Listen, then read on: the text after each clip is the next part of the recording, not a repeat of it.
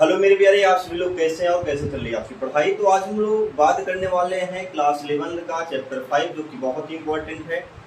और इस चैप्टर का नाम है मेरे प्यारे सदिश विश्लेषण एवं प्रक्षेप विधि। चैप्टर का नाम नोट करिएगा, सदिश विश्लेषण। चैप्टर नाम नोट करिए सभी लोग, सदिश विश्लेषण एवं प्रक्षेप गति। प्रक्षेप गति, सदिश विश्लेषण एवं प्रक्षेप गति क्या करेंगे आज हम लोग पढ़ेंगे। देखिएगा, इस चैप्टर को पढ़ने के लिए सबसे पहले आपको के पॉइंट क्या है, सदिश विश्लेषण। तो सदिश की अगर मैं बात करूं, सबसे पहले आपको स्टार्टिंग में क्या बताया गया था, बताइए। आपको यहाँ पर दो बातें बताई गई होंगी कि सदिश और अदिश क्या है। सदिश पढ़ाया गया था कि नहीं पढ़ाया गया, सदिश और अदिश। तो हम अगर सदिश की बात करते हैं तो सदिश राशि किसे कहते हैं, बताइए। सही तरह से किसे कहेंगे, याद कर लेना। सदिश राशियां ऐसी राशियां होती हैं जिसमें क्या होता है, परिमाण होगा और दिशा होगा। बिल्कुल सही, परिमाण और क्या होता है, इसमें दिशा होता है। यानी कहने का मतलब ये हो गया कि ऐसी राशि जिसमें क्या होता है, दिशा के साथ साथ क्या, परिमाण के साथ साथ क्या हो, दिशा हो, उसको हम क्या बोलते हैं, सदिश राशियां बोलते हैं। लेकिन अदिश की बात करते हैं, अदिश राशि क्या होती है, जिसमें केवल क्या होता है, परिमाण होता है और इसमें दिशा नहीं होती है। यानी कि क्या होती है, दिशाहीन राशि होती है। हम ये कह सकते हैं कि दिशाहीन राशि क्या कहा जाता है, अदिश राशि कहा जाता है। और यहाँ ऐसी राशि जिसमें परिमाण और दिशा दोनों होता है तो क्या बोलेंगे हम, सदिश राशि। अब बात ये है कि यहाँ पर परिमाण किसे कहते हैं। परिमाण का मतलब होता है जैसे उसका आंगिक मान। जैसे मैं कह दूं कि 10 किलोमीटर पूरब जाना, बात को समझिएगा, 10 किलोमीटर किधर जाना है, पूरब जाना है। अब अगर मैं इसमें कह दूं केवल 10 किलोमीटर जाना है, अब बात ये है कि ये जो आपका 10 किलोमीटर है, ये तो क्या आपका, इसी को हम बोलते हैं परिमाण। क्या बोलेंगे, इसको परिमाण बोलेंगे। अब इसमें भी 10 क्या है, आपका परिमाण है। 10 क्या है, इसमें परिमाण है और साथ में क्या है, दिशा है। साथ में क्या है, दिशा है। लेकिन क्या इसमें दिशा है, नहीं। इसीलिए ये राशियां क्या है, आपकी सदिश राशियां होंगी। ये क्या होंगी, आपकी अदिश राशियां होंगी। एक बात और यहाँ पे समझ लेना है कि जो सदिश राशियां होती है ना, उन सदिश राशियों को क्या बोला जाता है, उन सदिश राशियों को हम वेक्टर के माध्यम से, वेक्टर यानी कि इस तीर के माध्यम से क्या कहते हैं, हम इसको डिनोट करते हैं। इस तीर का मतलब क्या होता है, इस तीर का मतलब ये होगा कि ये जो आपका ये है ना, ये आपको दिशा का डिनोट कर, क्या बताएगा, ये दिशा को बताएगा। और ये जो इसकी लंबाई है, ये लंबाई परिमाण को डिनोट करता है। किस चीज को डिनोट करता है, परिमाण को डिनोट करेगा। ठीक है, तो ये बात आपको समझ में आए होंगे कि आपको सदिश और अदिश राशियां किसे कहते हैं। आपको सदिश राशियों के एग्जाम्पल अगर बात करें, जैसे आपका हो गया क्या, जैसे आपका क्या होगा, वेग हो गया, विस्थापन हो गया, बल हो गया, संवेग हो गया, आवेग हो गया इत्यादि। ये सभी राशियां क्या होती हैं, सदिश राशियां होती हैं। और अगर हम देखते हैं अदिश राशियों की बात करें, तो अदिश राशियां क्या होते हैं, जैसे आपका द्रव्यमान हुआ, समय हुआ, है ना। और द्रव्यमान समय के साथ साथ क्या हो गया, दूरी हो गई, विद्युत धारा, चाल आदि। ये सभी राशियां क्या होती हैं, आपकी अदिश राशियों के नाम से जानी जाती है। यहाँ तक बात क्लियर हुई। सदिश को प्रदर्शित कैसे करेंगे, सदिश को प्रदर्शित करने के लिए एक वेक्टर ए लगाएंगे, तीर, है ना, इसको बोलते हैं बाण। अब ये जो दी है, इसको क्या बोलेंगे हम, इसको बोलते हैं दिशा। और इसकी लंबाई क्या कहलाएगी, परिमाण के नाम से जाना जाएगा।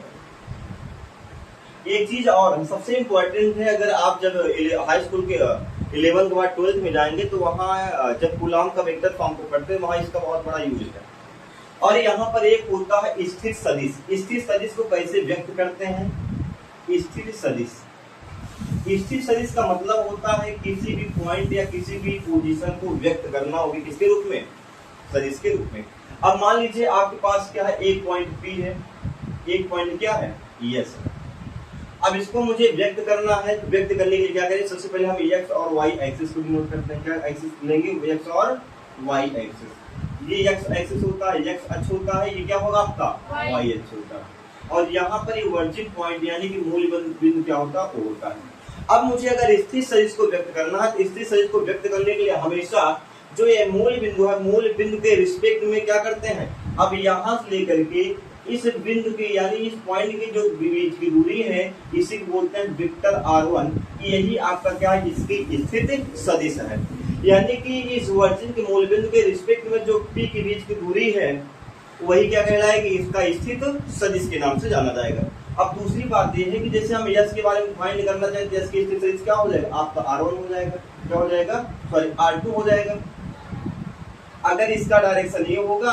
अब यहाँ पर आपको पता होगा कि अगर हम देखो डायरेक्शन की बात करें, अगर आप आगे बढ़ेंगे भी इसका डायरेक्शन ये है ना, उसके बाद फिर इसका डायरेक्शन ये है, यानी कि एक सीरियल बन रहा, लेकिन यहाँ पर देखो डायरेक्शन क्या सेम अपोजिट हो जा रहा है, क्या हो जा रहा है, अपोजिट हो जा रहा है। तो आगे एक नियम पढ़ेंगे मतलब वेक्टर का त्रिभुज का नियम पढ़ेंगे, ठीक है, उसके बेस पे आपको पढ़ेंगे कैसे इसको हम जोड़ते हैं। तो सीधा संपर्क काम आपका यही होगा कि पी यस जो आपका मिलेगा ये क्या होगा, वेक्टर r2 माइनस क्या होगा, वेक्टर r1 के बराबर होगा। ये आपको आगे पढ़ाया भी जाएगा। लेकिन हाँ स्थित सदिश को समझ लें, स्थित सदिश किसे कहेंगे, स्थित सदिश हमेशा कहाँ से मापा जाता है, उसके वर्जिन पॉइंट यानी मूल बिंदु से, है ना। अगर हम देखना चाहें इसका स्थित सदिश क्या होगा, ये पॉइंट है और ये पॉइंट है। अगर हम यम और यन का स्थित सदिश मुझे फाइंड करना, क्या कैसे उसमें हम क्या निकलते हैं, एक हम एक्सिस खींचते हैं x और y एक्स, एक x है क्या है आपका y है, तो इसके रिस्पेक्ट में हम एक स्थित सदिश r1 मानते हैं और इसके रिस्पेक्ट में एक स्थित सदिश क्या मानते हैं, r2 मानते हैं। ये दो बात को हमेशा क्या करना है, ध्यान देना। तो यहाँ तक बात सबको क्लियर हो गई, देख लिए। अब आगे जब हम बात करेंगे तो आगे बात करते वक्त सबसे पहले याद इसमें कुछ सदिशों के का वर्गीकरण है जो बहुत ही क्या महत्वपूर्ण है। तो सबसे पहले अगर हम बात करते हैं तो आपका एक होता है समान सदिश, क्या होगा, समान सदिश, क्या होता है भैया, समान सदिश। अब समान सदिश का मतलब क्या होगा कि ऐसे सदिश जो दोनों क्या हो आपस में बराबर। लेकिन हाँ इसमें एक शब्द आपको जोड़ के रखना, समांतर, क्या होना चाहिए, समांतर होना चाहिए। यानी कि ऐसे दो समांतर सदिश जिसका दिशा और परिमाण दोनों क्या हो आपस में इक्वल हो, क्या होगा, लिखिएगा ऐसे समांतर सदिश, ऐसे समांतर सदिश जिसके परिमाण या जिसका परिमाण और दिशा क्या हो, समान हो, उसको क्या बोलते हैं, समान सदिश के नाम से जानते हैं। अब यहाँ पर परिमाण का मतलब होगा कि लंबाई, परिमाण का मतलब क्या होता है, लंबाई, परिमाण का मतलब क्या होता है, लंबाई, उसको क्या बोलेंगे, समान सदिश के नाम से जानते हैं। अब देखो फॉर एग्जांपल की बात करें, मान लीजिए आपके पास एक वेक्टर ये है, वेक्टर ए, दूसरा वेक्टर भी ले लो, ए वेक्टर बी। अब यहाँ पर क्या आपको एक बात समांतर का मतलब समझ पा रहे हो, समांतर का मतलब ये होता है कि ऐसे दो सदिश जिसका जो क्या हो कभी एक दूसरे काटे ना, जैसे मेरे पास ये मार्कर है। अब इस मार्कर की अगर मैं बात करूंगा तो इसमें दो चीजें हैं ये, अब देखा जाए दोनों की लंबाई क्या है, समान है, दोनों की लंबाई क्या है, समान है। तो जब दोनों की लंबाई समान है तो ये क्या होंगे, परिमाण समान हो गया, और दोनों की दिशाएं भी क्या है, समान, दोनों दिशाएं भी क्या है, समान है। तो अगर इस कंडीशन में इसको रख देता हूं तो क्या होगा, समान सदिश होगा, क्या होगा, समान सदिश होगा। तो हम इसको लिख सकते हैं, अगर मैं इसको इससे लिख दूं तो क्या दिक्कत, वेक्टर ए, वेक्टर एस और वेक्टर वाई, वेक्टर एस और वेक्टर वाई। तो यहाँ पर भी क्या होगा आपका, ये दोनों सदिश आपके क्या होंगे, समान होंगे। कोई जरूरी नहीं है दो ही सदिश, आप बहुत सारे बना सकते हो, यहाँ पर सी भी बना दो, कोई दिक्कत नहीं। लेकिन हाँ एक बात याद ये रहे कि हमेशा क्या हो, समांतर हो और दिशा का परिमाण दोनों क्या हो, एक समान, मतलब क्या दोनों। अब यहाँ पर कुछ महत्वपूर्ण पॉइंट है, जैसे हम लिख सकते हैं vector A is equal to vector B, ये दोनों क्या समान सदिश है। और हाँ इनके बीच का जो थीटा बनेगा, जो एंगल बनेगा, हमेशा कोण कितना बनेगा, 0 अंश बनेगा। इस पॉइंट को आप विशेष कर नोट करके रखिएगा, क्योंकि अगर दो वस्तुएं क्या है, समांतर है, समांतर के बीच में हमेशा कोण क्या बनता है, 0 अंश का बनता है। कितना बनेगा, 0 अंश का बनेगा। ये बात आपको क्लियर हो गई। यहाँ सबसे लोग नोट कर लेंगे समान सदिश कैसे कहेंगे, और यहीं पर इसके जस्ट आपको क्या मिलेगा, असमान सदिश, जिसको हम बोलते हैं विपरीत सदिश। जिसको क्या बोलेंगे हम, विपरीत सदिश बोलेंगे। अब इसमें केवल एक अंतर है, विपरीत सदिश यानी यहीं पर मैं लिख दे रहा हूँ आसमान, कोई दिक्कत, आसमान सदिश, इसी को बोलते हैं क्या, विपरीत सदिश। क्या बोलेंगे, विपरीत। अब विपरीत सदिश क्या होते हैं, ऐसे दो समांतर सदिश होते हैं जिनके परिमाण क्या होंगे, परिमाण क्या होगा, समान होता। परिमाण क्या होगा भैया, समान होता है, लेकिन दिशा क्या होता है, विपरीत होता है। दिशा क्या होती है भैया, विपरीत हो, उसको क्या बोलेंगे, विपरीत सदिश या असमान सदिश के नाम से जानते हैं। किसके नाम जानेंगे, विपरीत सदिश या असमान सदिश के नाम से जानते हैं। अब बात ये है कि ये असमान सदिश और विपरीत सदिश को हम कैसे व्यक्त करते हैं। पहला काम हमने बताया था कि जब दोनों की दिशाएं, अब यहाँ पर देखा जाए कि इसका लंबाई भी परिमाण सेम है लेकिन दिशा भी क्या हो, समान हो, तो क्या होगा, समान सदिश। अगर इसी की दिशा को क्या कर दें हम, बदल दें, यानी विपरीत कर दें, लेकिन लंबाई दोनों क्या होनी चाहिए, बराबर होनी चाहिए, तो उसको क्या बोलेंगे, विपरीत सदिश के नाम से जानते हैं। अब जैसे ये है कि क्या होता, मान लीजिए एक आपका सदिश ये है वेक्टर ए और दूसरा सदिश क्या है, वेक्टर बी। वेक्टर क्या हो गया, बी। तो ये दोनों जो आपके सदिश है, परिमाण यानी लंबाई दोनों आपस क्या है, बराबर है, लेकिन दिशा में क्या है, विपरीत है, इसलिए इसको क्या बोलेंगे, असमान सदिश बोले। क्या बोलेंगे, असमान। असमान यानी क्या हो गया, विपरीत सदिश के नाम से जानते। कोई दिक्कत किसी को, हाँ। एक बात और याद करना, इसको लिखने के लिए vector A is equal to minus vector B. अब यहाँ पर जो आपका माइनस चिन्ह है ना, ये क्या दिखाता है, विपरीत दिशा को बताता है। क्या बताएगा, विपरीत दिशा को डिनोट करता है। माइनस चिन्ह क्या बताएगा, विपरीत दिशा को बताता। किसको बताएगा, विपरीत दिशा को बताता। अच्छा एक चीज ये बताओ, यहाँ पर जो थीटा बनेगा, कोण कितना बनेगा, अगर मैं बात करूंगा दोनों समांतर होने चाहिए। यहाँ पर जो एंगल बनेगा ना, एंगल आपका 0 बनेगा या 180 बन सकता है, 0 बनेगा या 180 बन सकता है। क्यों, क्योंकि मैं चाहूंगा तो ये तो पहला काम एक तो ऐसे बन सकता है, और अगर मैं इसको यहाँ पे रख दूं, ये भी आपका परिमाण बराबर लेकिन दिशा क्या क्या है, विपरीत है, तो इनके बीच में एंगल कितना बन जाएगा, 180। तो एंगल कितना बनेगा, 0 भी हो सकता है और 180 एंगल थीटा भी बन सकता है। ये सारे पॉइंट को आप थीटा को बेहतरीन तरीके से याद करके रख लेना। बात समझ पाए, तो सभी लोग नोट कर लेंगे और हम यहाँ पर कुछ एक दो कॉन्सेप्ट आपको और क्लियर करवा दें। जैसे मैं आपके यहाँ पर 2-3 वेक्टर बना देता हूँ। वेक्टर ए की ये vector vector A, vector B, vector C है ना, और वेक्टर क्या कर दूं मैं, वेक्टर डी। आपको 4 ऑप्शन में दे दे रहा हूं। कितने ऑप्शन दे दे रहा हूं मैं, 4 ऑप्शन दे दे रहा हूं। तो 4 ऑप्शन में अगर कह दिया जाए कि वेक्टर ए है ना, निम्न में से कौन सा सही है, पहला है vector A is equal to vector B, और vector B is equal to vector D, और vector C is equal to minus vector D B, और vector A is equal to minus vector C. अब इसमें यह बताना है कि क्या ये स्टेटमेंट जो आपको दिया गया है, ये स्टेटमेंट सही है या गलत है, बताइए। हमने आपको बताया था कि अगर देखा जाए वेक्टर ए और वेक्टर बी आपस में क्या है, समान सदिश है। क्या है, समान सदिश है। क्यों, क्योंकि इनकी दिशाएं भी क्या है, इक्वल है, और इनका परिमाण भी क्या है, इक्वल है। तो ये वाला स्टेटमेंट क्या होगा, आपका सही हो जाएगा।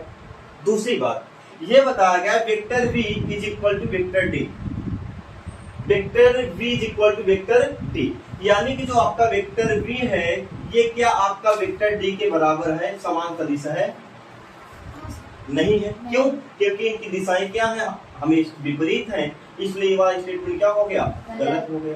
गलत वो नहीं होगा। अब सही होने के लिए क्या होना चाहिए, vector B is equal to minus vector D होना चाहिए। अब तीसरा सही से आपको बताना है, क्या vector C is equal to minus vector B सही है, ये vector C is equal to vector B, ये सही है क्योंकि दोनों क्या है, दिशाएं विपरीत है, क्या आपका ये वाला भी सही होगा। Vector A is equal to minus vector C, vector A is equal to minus vector C, ये भी आपका क्या होगा, सही होगा। यानी कि वेक्टर को क्या आप पहचान पाएंगे आसानी के साथ? अगर बता दें तो समान वेक्टरों के बीच का कोण कितना एंगल बनता है, कितना बनेगा 0 अंश। और कहते हैं कि अगर दो असमान सदिश से दो विपरीत सदिशों के बीच बनने वाला कोण है 0 180 अंश, इसमें से कोई नहीं, तो क्या होगा 0 भी बनेगा और दूसरा 180 बनेगा। अब यहाँ पर बात है कि 180 कब बनेगा? 180 कब बनेगा? जब दोनों के यानी जो आपका पिछले भाग को आपस में क्या कर देंगे, ऐड कर देंगे, तो दोनों के उसके बीच का एंगल कितना बनेगा 180 बनेगा। अब यहीं पर एक सबसे महत्वपूर्ण जो इंपॉर्टेंट आपका आएगा, इंपॉर्टेंट सदिश आपका मिलता है एकांक वेक्टर। क्या बनेगा? एकांक वेक्टर यानी एकांक सदिश। इसको आपको बेहतरीन तरीके से समझना है। एकांक सदिश फिर डाल दीजिए सभी लोग। एकांक सदिश यानी कि यूनिट वेक्टर, यूनिट वेक्टर। इसको इकाई सदिश के नाम से भी जानते हैं, इकाई सदिश। अब यूनिट वेक्टर इकाई सदिश क्या है? अब आपको हेडिंग से भी समझ में आ रहा होगा, क्यों? इसके नाम से भी समझ में आ रहा होगा। एकांक, एकांक जिसका अंक क्या हो, जिसका अंक कितना है, अंक 1 हो। अंक का मतलब क्या होता है? परिमाण। तो हम सीधा सिंपल डिफिनेशन याद कर लेंगे कि ऐसा सदिश जिसका परिमाण क्या होता है, 1 होता है। तो लिखेंगे ऐसा सदिश जिसका परिमाण, ऐसा सदिश जिसका परिमाण केवल 1 हो, केवल 1 हो, उसको क्या बोलेंगे? एकांक सदिश के नाम से जानते हैं। अब देखिएगा एकांक सदिश को, एकांक सदिश को किससे प्रदर्शित करते हैं? एकांक सदिश को n कैप से व्यक्त करते हैं। क्या करते हैं? व्यक्त करते हैं। कैप, इसको क्या बोलते हैं भैया? कैप बोलेंगे। किससे व्यक्त करेंगे? एक कैप से व्यक्त करते हैं। या कहीं कहीं अगर आपको वेक्टर एक कैप लग जाएगा तब भी आपको समझ लेना है क्या है आपका एकांक सदिश है। कुल मिला के उसके ऊपर क्या लगना चाहिए? कैप लगना चाहिए। क्या लगना चाहिए? कैप लगना चाहिए। आपके पास यदि वेक्टर ए हो तो इसका एकांक सदिश, एकांक सदिश कितना हो जाएगा भैया? लिखेंगे A cap is equal to vector A upon mod A, या n cap is equal to vector A upon mod A. ये आपका क्या हो गया? इसका फार्मूला हो गया। यही क्या हो गया? इसका फार्मूला हो गया। बात समझ पा रहे हो ना? यानी कि आपको क्या करना होगा, ये जो आपका ऊपर वाला भाग होगा ये तो आपका पूरा क्या होगा? सदिश हो जाएगा। यानी जो आपका वेक्टर दिया गया है, और ये क्या होगा? उसका परिमाण। सदिश का क्या निकालना होगा? परिमाण निकालना पड़ेगा। और इन्हीं दोनों के अनुपात को हम एकांक वेक्टर के नाम से जानते हैं। तो देखिएगा आप सबको एक बात पता चल गया कि ए यूनिट वेक्टर और क्या होता है? वेक्टर ए अपान मॉड ए। अब सबसे पहले हम ये फाइंड करना चाहेंगे ये क्या है? परिमाण को कैसे, इसको क्या बोलते हैं? परिमाण बोलेंगे। क्या बोलेंगे? परिमाण। इसको नोट कर लिए, इसको क्या बोलेंगे? परिमाण। परिमाण को हम मॉड ए, या अगर कहीं पे आपको थोड़ा मोटा ए मिल जाए, क्या हो जाए? मोटा ए मिल जाए, इसका मतलब भी क्या होगा? आपका परिमाण होता है। क्या होता है? परिमाण होता है। तो परिमाणों को कैसे निकालेंगे? क्योंकि अगर जब तक आप परिमाण नहीं निकाल पाएंगे तब तक आप यूनिट वेक्टर को नहीं फाइंड कर पाएंगे। तो सपोज दैट मान लीजिए आपके पास एक वेक्टर दिया गया, vector A is equal to X I plus Y J cap plus Z K cap आपको दिया गया है, और इसको निकालना क्या? मॉड ए निकालना। मॉड ए का मतलब क्या है भैया? क्या निकालना आपको? परिमाण निकालना है। क्या निकालना है? परिमाण निकालना है। तो सीधा सिंपल काम, परिमाण निकालने की फार्मूला नोट कर लीजिएगा कि जो आपके आई के साथ गुणांक है और जे के साथ गुणांक है, जो के साथ गुणांक है, उसी का स्क्वायर करके आपस में क्या कर लेंगे? ऐड कर लेंगे अंडर रूट में। तो आई का गुणांक क्या है? एक्स का स्क्वायर कर लेंगे, प्लस जे का गुणांक क्या है? वाई का स्क्वायर कर लेंगे, प्लस के का गुणांक क्या है, जेड है, तो जेड का क्या कर लेंगे, स्क्वायर कर लेंगे। तो क्या ये बात क्लियर हुई आपको? फॉर एग्जाम्पल देखना है, जैसे ए बराबर दिया गया है 2i cap plus 3j cap plus 5k cap, ये दिया गया है। अगर इसका आपको क्या निकालना है, यूनिट वेक्टर निकालना, क्या करना पड़ेगा, सीधा सिंपल काम लिखना है, vector A is equal to ना ये नहीं करना, मॉड लगा करके अंडर रूट लगाना है, और अंडर रूट लगाने के बाद हमने बताया कि आई के साथ क्या है, 2 का स्क्वायर कर लेंगे प्लस 3 का स्क्वायर, अब यहाँ क्या मिला आपको, 3 का स्क्वायर 5 का स्क्वायर प्लस 5 का स्क्वायर, कितना हो जाएगा, 2 दूना 4 प्लस 3 का 9 और 5 का 25, ऐड करो और कितना हो जाएगा, 25 साल 29 में 9 ऐड करो, कितना मिलेगा, 38 मिलेगा। तो आपको फाइनली कितना मिलेगा, अंडर रूट 38 से क्या होगा, इकाई, यही क्या मिलेगा आपको, आंसर मिल गया। ये इसको मत लिखो, कोई दिक्कत नहीं, यही क्या होगा, मॉड ए की क्या हो गई, वैल्यू हो गई। ये बात आपको समझ में आया कि नहीं, सभी लोग समझ में आया कि हम मॉड ए कैसे निकालेंगे, यानी किसी भी सदिश का परिमाण कैसे निकालते हैं, बात क्लियर हो गई। अब अगर ये बात क्लियर हो गई तो आपको निकालना इसका क्या, एकांक सदिश, क्या निकालना भैया, एकांक सदिश। तो एकांक सदिश निकालने के लिए क्या करना होगा, हमने आपको बताया था कि जो आपका वेक्टर है, जो आपका ये वेक्टर है, इसी वेक्टर को क्या लिखेंगे, पहला काम ए के ऊपर कैप लगा देंगे, है ना। उसके बाद क्या होता है, वेक्टर ए अपान मॉड ए। तो वेक्टर ए का मतलब होगा ये जो आपका पूरा वेक्टर दिया गया, इसी वेक्टर को उठा के इसके स्थान क्या कर देंगे, हम रख देंगे। तो क्या मिलेगा, 2i प्लस 3j प्लस क्या होगा भैया आपका 5k हो गया, अपान इसी का क्या निकाल लेते हैं हम, मापांक निकाल लेते हैं। और हाँ, परिमाण को क्या बोला जाएगा, इसी को बोला जाता है मापांक, क्या बोला जाएगा, मापांक के नाम से भी जानता है, इसको क्या बोलो, मापांक, मॉडुलस, मॉड के नाम से भी इसको क्या करेंगे, जानते हैं। अब क्या हो गया, अंडर इसको जब निकालते क्या होगा, 2 का स्क्वायर प्लस 3 का स्क्वायर प्लस क्या होगा 5 का स्क्वायर, और फाइनली आपने इसको निकाला भी, उसका कितना मिला था, अंडर रूट 38। यही क्या होगा आपका आंसर होगा, ये क्या होगा, इसका आंसर हो गया। ये बात सबको समझ में आएगी नहीं, 9 4 13, 13 में 25 जोड़ते हैं आपका 38 मिलेगा। यही आपको क्या हो, एकांक वेक्टर का आंसर होगा। एक सवाल लिख लीजिए, सभी लोग लगा के दिखाएं, लिखिएगा vector A is equal 3i cap plus 4j cap minus 2k cap हो तो एकांक वेक्टर ज्ञात कीजिए।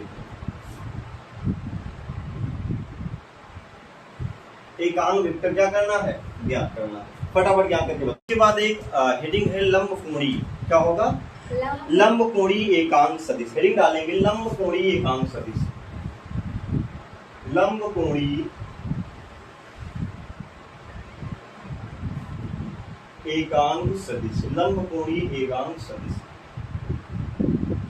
लंबकोणीय एकांक सदिश में आप सभी लोग नोट करिएगा कि लंबकोणीय एकांक सदिश x अक्ष, y अक्ष और z अक्ष के अंदिश एकांक सदिशों को, यानी अगर दिया जाए आपको 3 एक्सिस x और y z, x अक्ष नहीं y अक्ष, और ये क्या है आपका x, और यहाँ पे क्या हो जाए आपका z अक्ष, तो इनका जो लंबकोणीय एकांक सदिश होता है क्रमशः क्या होता है, x i होगा, j होगा और k होगा। इसका क्या होता है, i होगा, इसका क्या होगा, j होगा, और इसका क्या होगा, k होता है।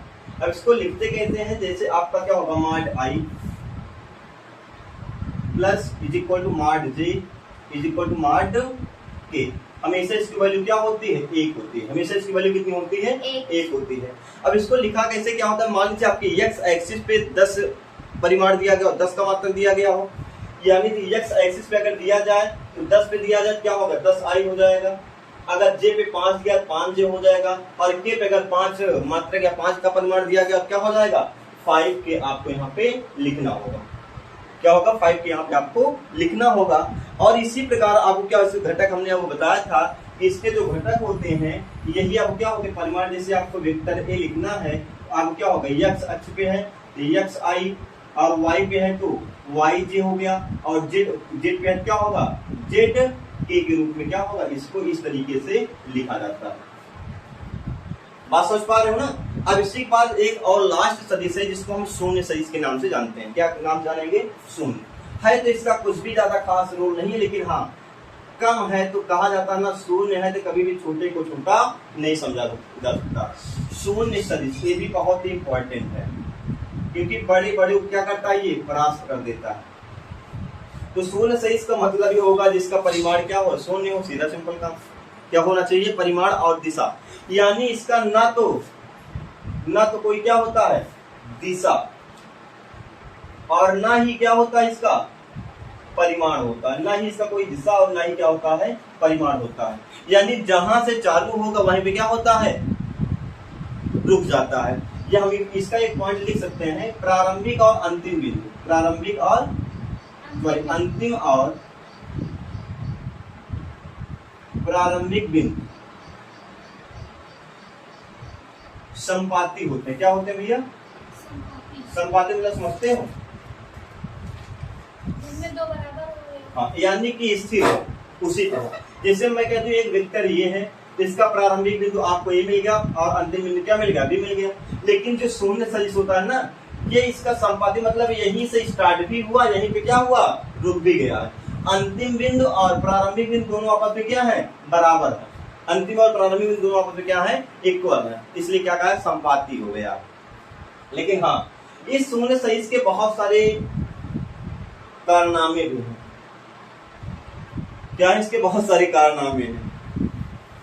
और इसमें लिख लीजिएगा, इसकी दिशा अनिश्चित होती है। इसकी दिशा क्या होती है भैया, दिशा क्या होगी, अनिश्चित होती है। क्यों, क्योंकि हमने बता तो दिया कि ना तो इसका कोई दिशा और ना तो कोई इसका क्या होता है, परिमाण होता है। शून्य सदिश के कुछ गुण होते हैं। देखिए, शून्य सदिश वैसे कहा जाता है, इसका अस्तित्व हमने बताया था कि वास्तव में वास्तविक संख्याओं की संक्रियाओं में शून्य का क्या है, महत्व है। लेकिन हमने बताया था कि उसी प्रकार संक्रिया में शून्य का क्या है, महत्व है। और हमने बताया था इस सदिश में, इस जो आपका शून्य सदिश होता है, ना तो इसमें क्या और दिशा होती, ना तो इसमें कोई क्या होता, परिमाण होता। लेकिन इसको पढ़ने की आवश्यकता क्यों हुई, क्योंकि अगर हम कह दे, अगर आपके पास दो वेक्टर हैं, एक वेक्टर आपको दिया जाए vector A minus vector B है, क्या है, vector A minus vector B है, तो इसका मान क्या होगा, तो इसका मान क्या होगा जब वेक्टर ए बराबर वेक्टर बी हो तब। या दूसरी बात कह दें, अगर आपको दिया जाए कोई मूल बिंदु की स्थिति ज्ञात करना होगा, किसकी स्थिति, मूल बिंदु की स्थिति ज्ञात करना होगा, या विराम में स्थित वस्तु का विस्थापन सदिश ज्ञात करना होगा, इन सभी चीजों का जो आंसर होता है वो सभी का आंसर क्या होता है, शून्य सदिश होता है। क्या होता है, शून्य सदिश होता है। अब शून्य सदिश का कुछ एग्जाम्पल, कुछ इसका क्या है, महत्वपूर्ण गुण होते हैं। जैसे कहा जाए कि परिमित सदिश वेक्टर ए और शून्य सदिश का अगर हम योग करते हैं, परिमित वेक्टर मतलब मान लीजिए कोई आपके पास एक वेक्टर क्या दिया गया, ए दिया गया है, और अगर हम इसका शून्य सदिश से क्या कराते हैं, गुणा कराते हैं, तो जो कि हमेशा क्या मिलता है आपको, वही जो परिमित वेक्टर होता है वही वेक्टर आपको क्या हो जाता है, प्राप्त हो जाता है। किसी भी परिमित वेक्टर, परिमित सदिश में अगर शून्य सदिश से क्या कराएं, योग कराएं, उसका जोड़ करें, तो हमेशा क्या मिल जाता है, हमेशा क्या मिलेगा आपको, एक परिमित सदिश ही प्राप्त होता है। दूसरी बात यह है कि अगर हम कभी भी किसी भी शून्य सदिश में, दूसरा पॉइंट इसका जुड़ा है, अगर हम शून्य सदिश में यन परिमित वेक्टर से, यन परिमित सदिश से क्या करा दें, बोलो, गुणा कराते हैं, तो हमेशा क्या मिलता है आपको, शून्य सदिश मिलता है। क्या मिलेगा, शून्य सदिश। क्यों, क्योंकि आपके पास एक शून्य सदिश है और उसमें जब हम यन सदिश से गुणा करें क्या मिलेगा, हमेशा शून्य ही तो मिलेगा। क्या मिलेगा, शून्य ही मिलेगा। और तीसरी बात यह है, अगर हम शून्य सदिश में किसी भी एक वेक्टर का गुणा कराते हैं तो हमेशा क्या मिलेगा, शून्य मिलता है। जैसे वेक्टर ए दिया गया है, इस वेक्टर में अगर हम जीरो वेक्टर से शून्य वेक्टर गुणा करें क्या मिलेगा, हमेशा जीरो मिलेगा। इस बात को भी आपको क्या करना है, समझ के रख लेना कि जब इसका परिमाण क्या हो जाए, शून्य हो, तो उसको क्या बोलेंगे हम, शून्य सदिश के नाम से जानते हैं। तो यहाँ तक बात सबको क्लियर हो गई। जी सर। तो अगर यहाँ पर बात क्लियर हो गई, ठीक है, फिर आपको अगले क्लास में हम सदिशों को जोड़ने का तरीका बताएंगे कि कैसे कैसे हम सदिशों को जोड़ते हैं, है ना, और घटाने का सही सब कुछ बताएंगे। लेकिन हाँ, यहाँ तक सभी लोग क्या करना है, कंप्लीट करके याद करके आना, नहीं तो भैया फिर आगे आने वाला नहीं है। सब लोग कल कंप्लीट करके आएंगे पक्का ना।